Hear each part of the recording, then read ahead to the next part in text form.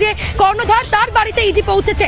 কয়লা কাণ্ডে আর্থিক প্রতারণায় আইপ্যাকের সঙ্গে কি যোগাযোগ রয়েছে সেই যোগাযোগের সূত্র খুঁজতে আজকে ইডি যখন পৌঁছলো, ঠিক সেই সময় মুখ্যমন্ত্রী মমতা বন্দ্যোপাধ্যায় প্রতীক জৈনের বাড়িতে আজকে উপস্থিত হয়েছেন।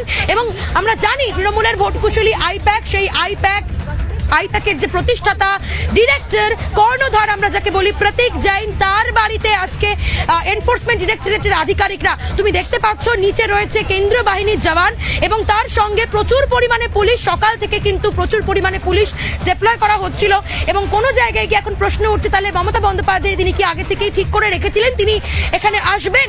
প্রতীক জৈনের বাড়িতে যখনই ইডি তদন্ত করছে সেই খবর মুখ্যমন্ত্রীর কানে পৌঁছেছে। ঠিক তার মধ্যে কয়েক ঘন্টার মধ্যে আজকে মুখ্যমন্ত্রী মমতা বন্দ্যোপাধ্যায় তিনি কিন্তু উপস্থিত হলেন প্রতীক জৈনের বাড়িতে।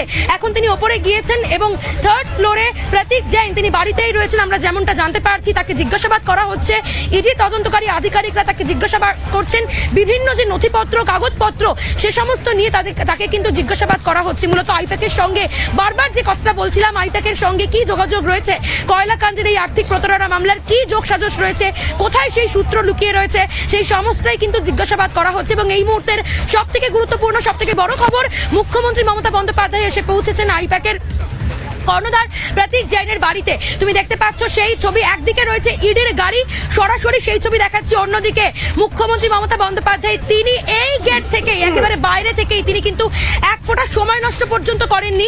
বাইরে তিনি গাড়ি থেকে নেমেই এই গেট দিয়ে সরাসরি প্রবেশ করেন এবং আমি তখন তাকে বারবার প্রশ্ন করেছি, লাগাতার প্রশ্ন করেছি তিনি কিছু বলতে চান কিনা, কিন্তু তিনি কোনো কথা বলেননি। এবং এই মুহূর্তে আমরা দেখতে পাচ্ছি সেই ছবি, সিপি কিছুক্ষণ আগে প্রবেশ করেছেন এবং আর কিছুক্ষণের মধ্যে আমরা যেমনটা জানতে পারছি মমতা বন্দ্যোপাধ্যায় তিনি বেরিয়ে আসবেন। বেরিয়ে এসে তিনি সাংবাদিকদের সঙ্গে কি কথা।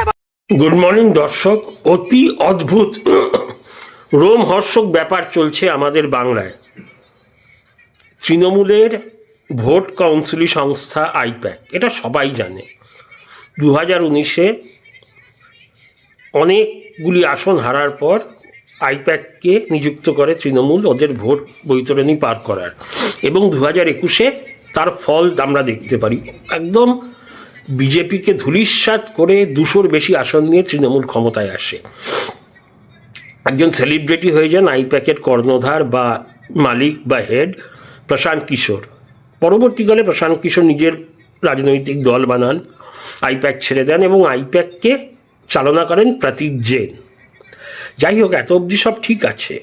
আজকের দিনে 8ই জানুয়ারি 2026 এই 11:30 নাগাদ এই সময় যখন ভোটের তরজা তুঙ্গে, ঘুম থেকে উঠে দেখি আইপ্যাকের বাড়িতে, আইপ্যাকের অফিসে ইডি এনফোর্সমেন্ট ডিরেক্টরেট হানা দিয়েছে, রেড। এত অবধি ঠিক আছে, কেন প্রত্যেক সময় আমরা ভোটের দেখি বড় বড় তৃণমূলী মন্ত্রী এদের থেকে টাকা বাজেয়াপ্ত হচ্ছে, হয় ইডি নয় সিবিআই। এত অবধি ঠিক আছে, ঘটনাটা চাঞ্চল্যকর, তবে এমন কিছু নয় যেটা নিয়ে মানে একটা হইচই পড়ে যাবে রাজ্যে। কিন্তু তারপরে আস্তে আস্তে খবর এলো পুলিশ এসছে, পুলিশের সাথে কেন্দ্রীয় বাহিনীর বচসা। কেন্দ্রীয় বাহিনী ন্যাচারালি থাকবে ইডির সাথে প্রোটেকশনের জন্য, সেই শাহজাহানের কেসে যা হয়েছিল তা তবু অবধি ঠিক আছে। তারপরে হঠাৎ খবর এলো আমাদের কলকাতা পুলিশ কমিশনার, মনোজ ভার্মা, উনি স্বয়ং প্রতীক জৈনের বাড়িতে এলেন। তো হালচাল বলে কী ব্যাপার, মানে প্রতীক জৈন যেই হোক, হতে পারে উনি স্বয়ং অভিষেক ব্যানার্জি এবং এমনকি মমতা ব্যানার্জির সাথেও পার্সোনাল কন্ট্যাক্ট রাখেন দলটা পরিচালনা করতে, ভোট। কিন্তু তাই বলে পুলিশ কমিশনার প্রতীক জৈন, আফটার অল তো আমার আপনার মতো একজন সিভিলিয়ান। আপনি যতই বড় লোক হোক, আপনি যদি 10-12টা ইন্ডাস্ট্রিও থাকে, ধরুন রিলায়েন্সের বাড়িতে হানা হলো, মোদিজি কি আসবেন? বা ফডনবিস মহারাষ্ট্রের মুখ্যমন্ত্রী? না, বা ওখানকার পুলিশ কমিশনার এসে চলছে এই নিয়ে হইচই। যেতে না যেতে ছন্দপতন, বাজ পড়ল, পুরোপুরি স্তম্ভিত করে সবাইকে, মানে যারা রিপোর্ট করছে তারাও কাঁপছে। কে এলেন? অভিষেক? না, স্বয়ং মমতা ব্যানার্জি। মমতা ব্যানার্জি ঢুকেছেন এবং প্রেস ওনাকে কোয়েশ্চেন করার চেষ্টা করলো, উনি ঝটকা দিয়ে সরিয়ে সোজা ঢুকে গেলেন। এবারে কি হতে যাচ্ছে এখনও তো জানা যাবে না। তবে মমতা ব্যানার্জি চুপ থাকার ব্যক্তি নন, উনি তো এই বিষয়ে কথা বলবেনই, আমাদের অপেক্ষা করতে হবে। তবে বড় কিছু ঘটতে চলেছে পশ্চিমবঙ্গের রাজনীতিতে, খুব বড় কিছু, নয়তো স্বয়ং মমতা ব্যানার্জি আসতেন না। মমতা ব্যানার্জি কিন্তু চাওয়ালা, চপওয়ালা এদের দোকানে প্রায় পৌঁছে যান, কিন্তু বড় অফিসে স্বয়ং তিনি কখনো যান না, তেমন কিছু না হলে। লাস্ট টাইম দেখেছি যে ওই রাজীব কুমার, তখনকার সময় বোধহয় ডিজি ছিলেন বাংলার, নয়তো কলকাতার কমিশনার, এই দুটোর একটা ছিলেন। তখন ওনার বাড়িতে যখন প্রশ্ন করতে গেছিল সিবিআই, মমতা ব্যানার্জি এই নিয়ে ধর্ণা করেছিলেন।